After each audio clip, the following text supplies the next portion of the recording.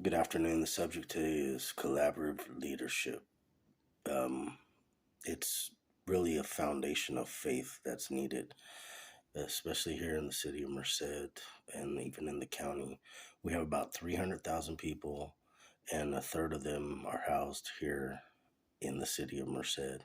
And of those, that one third, we have several homeless people that are not able to get long term housing and I want to explain a little bit about what that is and what we can do about it, how we can change it, some ideas, maybe some barriers that we might face during that struggle.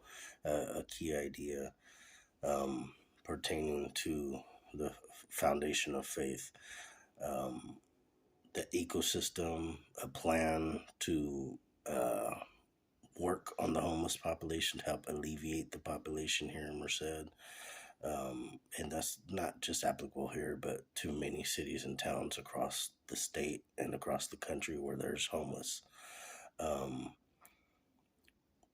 the team effort and what we can do about it.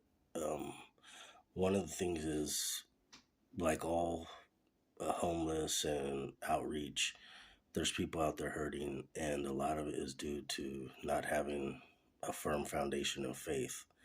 Uh, what it is right now is happening is when it comes to faith, people are becoming less valued. In some faith is becoming less valued in some places. Um, what is going well is that people who are not in church are asking questions about God and about real life and about their lives um, because of the way the world is going. We're seeing signs of hope is that people are hungering for a deeper meaning for their lives. What's not going well or what is broken that needs to be addressed is how people view others in the context of accountability to one another. One of the quotes from Corbett is, "There should be no poor among you," which is from Deuteronomy 15:4 in the Bible. God declared, um, and that's truly about accountability because we have to be able to look out for our brothers and sisters that are out there homeless and hurting. What we could be doing, the vision for this city is to improve the homeless uh, population in the sense of lessening the number of beloved children on the streets or living poorly. Um, Continue working with other organizations to curb the homeless population. Not looking to solve it, but at least to alleviate the numbers and the city would see more people living in homes and have a stronger foundation. That's what the outcome could be with the firm foundation in Christ to live more fully. What's a sky bold vision? Is reach every homeless for Christ. Reasonably, we could expect to decline the population in our city. One of the points in the book was humans are spiritual and social beings, and when they think holistically when outreaching them. Um, that's so true because we're just treating symptoms and we're not treating the underlying causes. Another quote from the book Corbett on page 57 was, "Hence, a significant part of working in poor communities involves discovering and appreciating what God has been doing there for a long time.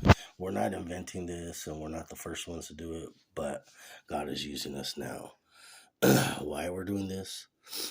I think because sometimes in our outreach and in the way we like to alleviate the systems and not the underlying causes, instead of moving towards treating the underlying cause by investing in a foundation of faith.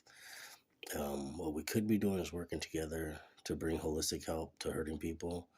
Um, People not seem to want to be bothered by homelessness. Socially, people appear too busy to take time to invest in a more holistic approach. Churches included do not share the holistic vision. The opportunity for churches could be stronger together and working for a city vision and sharing the workload. The other point from the book is our efforts, albeit out of good heartedness can hurt people being served. That was one of the points. I think it was the Community Creek Church in the book where they went out and they were helping and giving all these gifts and stuff like that. But every year it was the same thing, and it was just going. And they were defeated because they didn't seem to be helping them get out of their rut, and also the church was not able to see why aren't they getting out of the rut. Um, I think the how and the ecosystem, the plan for this is my role as a collaborator and as a leader will be help bringing churches and people together throughout the city. Seminary helps in this aspect and will equip me to bring concepts and adaptations of new ways of doing things that we can expand if they're already successful ministries, not just one church, but throughout the city. Um, Bringing back something like in the 70s when they had the old church tent revivals. And then creating satellite locations, duplicating what's already working, adjusting and modifying according to the needs of the surrounding community, because it's not a one size fits all. And we have to be sensitive to each community. The third point from the book is there is no one size fits all. Sharing the load of ministry is and should be between churches, could be between churches. Um, that's why it's so important for us as leaders, us as collaborative community partners. We look at things differently and evaluate to make them the best we can and revisit them to, you know, fix anything or change anything that might tweak it to be a little bit better, or something new research comes up or something like that. That way we can help the most people possible. Um, Helping each other in ministry, church, and is kingdom building, and guiding people to the center church is adding to help that is needed. Share and spread the gospel. I think another last quote from the book is working to reconcile the four foundational relationships so that people can fulfill their callings of glorifying God by working and supporting themselves and their families with the fruit of that work. I think that's important because when people are self sustaining and they have a firm foundation of faith, they can not only help themselves and their families and their loved ones, but also return or uh, not so much return, but also invest in other people in gratitude. Just thank you today.